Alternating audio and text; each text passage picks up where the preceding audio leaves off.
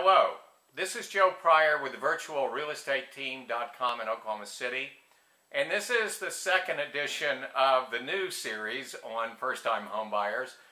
We did an original series and then decided that there were some other issues we need to go into, some other information that you would find to be valuable, and the last one I just finished up, was on choosing a lender and a loan program. The second thing I want to talk to you about, in addition to what I've done before, is on insurance for the home. I think this is also an important question to answer and some information that you need. And I'm going to talk about two different ways the home can be insured. One, a traditional way, another one, a way that you may not have heard of, but I highly recommend. Now, anytime you get a loan, the mortgage company is going to require that you get insurance. Now, at the very least, they want you to insure the home for the purchase price.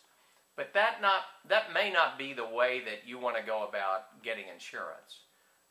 Because, you know, if you buy the house at $110,000, and maybe we got you a terrific deal on a short sale or something like that, and the house is actually worth $140,000, then $110,000 may not be enough for a total loss. And so what I'm going to recommend to you is that you do what is called replacement value insurance, because as long as that insurance is in place, if you have a total loss, no matter what the cost, then your house is going to be insured. What if closing costs go up, or construction costs go up here in the next 4 or 5 years, and that $110,000 purchase now requires about $160,000 worth of work to rebuild it from a total loss. You know, maybe a tornado comes in and knocks your whole house down. What do? Well, we know you don't lose the lot as the value of the house. Probably the slab is still fine, and you've got plumbing and sewer running up to the house and electrical running up to the house, but we're going to have destructo work. In other words, we're going to have a mess in a fire or some type of a storm that destroys your house. And that's all going to have to be taken away. It's going to have to be knocked down, taken away. And so replacement value, I think, is very, very important. Now, the roof may not be replacement value. It will on a total loss, but even with replacement value, if you've got a 10-year-old roof, that is going to be an exception to the replacement value. Typically, just about every insurance company that I know of will require that the roof be 5 years old or less to qualify for replacement value. You have a $1,000 deductible. Basically what that means is that if the roof costs $10,000 to replace, they're going to give you a $9,000 check to replace the roof. So that is replacement value. Once the roof gets to a particular age, you have depreciation. You know, if you got a 10 or 15-year-old roof, just figure on the fact that they're going to depreciate the roof probably in half, plus your deductible, and so hopefully we have a good hailstorm coming about once every 3 or 4 years for you to get a new roof on your house. It's a little bit of a joke, but in Oklahoma that's quite possible. So that would be replacement value on the roof. Now the next decision you have to make is what kind of a deductible do you want? Now, when I first started buying houses, and that seemed like a long time ago if you go back to the 1970s, we typically got a replacement value insurance with a $100 deductible. Well, insurance got more expensive, and so we started going to a $500 deductible. And now, about almost everybody that I know of that's buying a house right now, especially a first-time home buyer, is doing a $1,000 deductible. Number one, to control cost. You know, it's getting very expensive to get low deductibles. That's number one. But the second thing that I really want to talk to you about as a deductible is you don't want to make a lot of claims.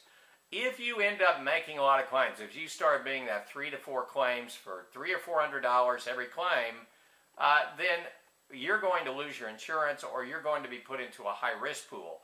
And I tell you what, that is going to get really expensive for you. So my suggestion is don't claim insurance unless it's a major loss. And that is going to be hail damage, or it's going to be vandalism, or it's going to be storm damage of some kind, or a fire, something that happens like that. You're definitely going to want to claim insurance. But my suggestion is go with a $1,000 deductible. It's certainly your choice, but you know, pretty much the majority of people are doing that.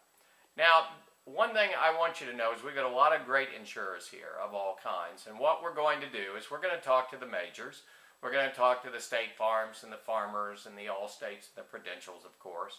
But also we want to talk to at least one broker, one insurance broker. And the reason why, there's a lot of large companies, Hanover comes to mind, for instance, that don't go through their own people. They go through a broker, and a broker is going to have 10, 15, 20 different insurance companies that he can pull from to find out what the best rate for you is. It may not be better than one of the majors who have their own people, but we want to get some varied ideas about what is the best insurance for you.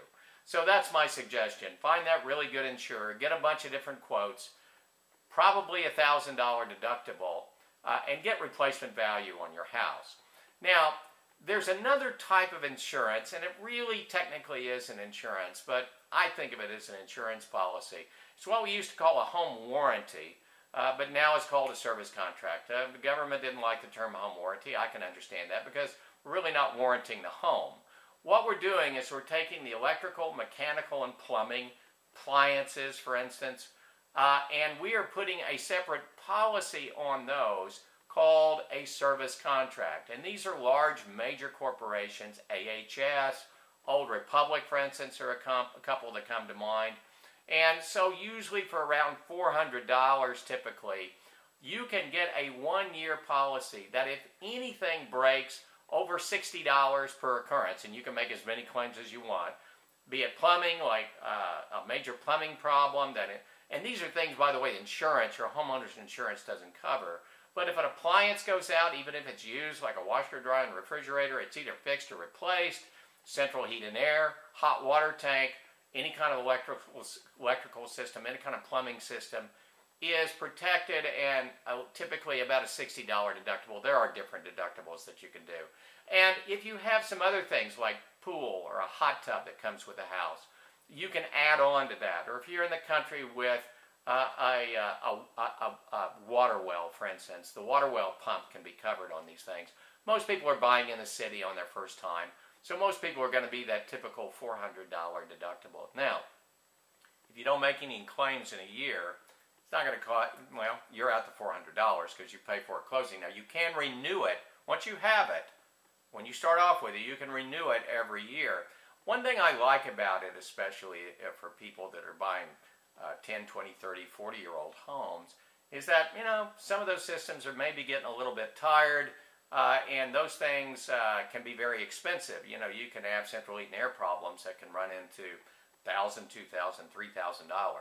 And it's an insurance policy per se that protects you against something happening in that first year. Because the worst thing I can think of is you buy a $100,000 house and you have $5,000 out of pocket versus about $600 out of pocket, or $700 if you take the deductibles per occurrence and the $400. So that's insurance of two different kinds. One is the one that we all understand and know about, homeowners insurance, and the other one is protecting you against large repairs in that first year of ownership so that you can keep your money in your pocket and your reserve fund. This is Joe Pryor with the virtualrealestateteam.com in Oklahoma City, where we deliver traditional real estate values with the speed of technology, especially for first-time homebuyers.